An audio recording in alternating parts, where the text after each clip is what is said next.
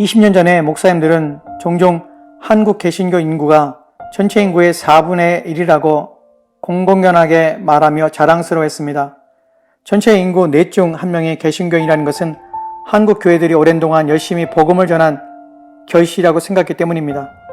20년이 지난 지금 한국 교회는 성도들이 줄어가고 있으며 더 큰 문제는 청년들이 신앙을 잃어버리며 하나님을 떠나고 있다는 사실입니다.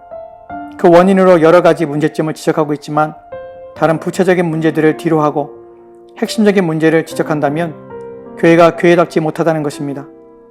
이 말은 신자답지 못하는 의미입니다. 젊은이들이 만나는 교회에서의 신앙 선배들의 모습은 참된 신자들의 모습이 아닌 경우가 너무나 많다는 것입니다. 더욱 세속적이며 세상적인 교회의 모습에 이들은 환멸을 느끼며 신앙에 대한 회의를 가지게 되었다는 것입니다. 한국 교회의 위기의식은 근래에 생겨난 것이 아닙니다. 이미 오래전부터 한국 교회가 위기에 처해 있다는 이야기들이 회자되었습니다. 갱신만이 살 길이라며 교회 계획을 외치고 회개를 외친 지 이미 오래되었습니다. 그러나 안타깝게도 지금 한국 교회는 자정 능력을 상실했을 뿐만 아니라 헤어나올 수 없는 깊은 영적 침체에 빠져버린 상태가 되었습니다.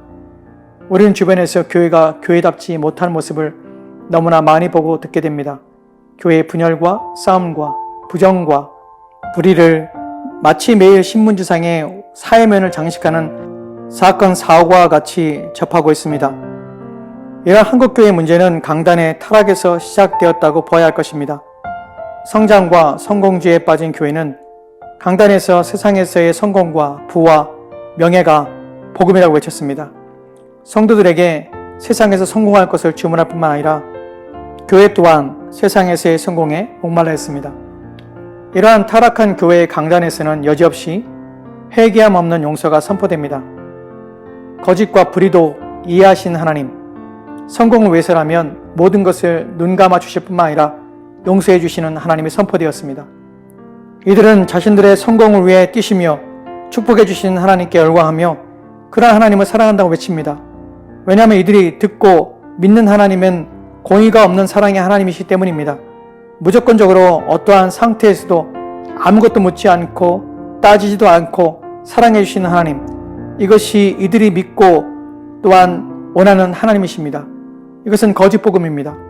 성경이 말하는 용서는 자신의 죄에 대한 깊은 인식과 죄의 결과가 무엇인가를 아는 자가 두려움 가운데 하나님께 나아가 겸손히 구하는 것입니다.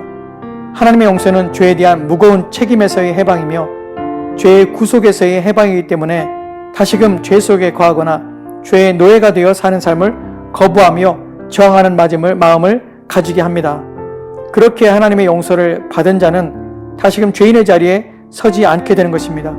또한 성경이 말하는 사랑은 하나님께서 죄를 사랑하시며 죄를 용납하신다는 말이 아닙니다. 하나님은 거룩하신 분이기 때문에 죄인을 사랑하실 때에 그 죄를 없애셔야 합니다. 예수 그리스도의 십자가의 죽으심은 우리의 죄에 대한 대가였습니다. 하나님이 죄인을 사랑하신 것은 죄에 대한 대가를 자신이 지불하셨기 때문에 사랑하신 것입니다. 죄인에 대한 사랑은 대가가 필요한 것입니다.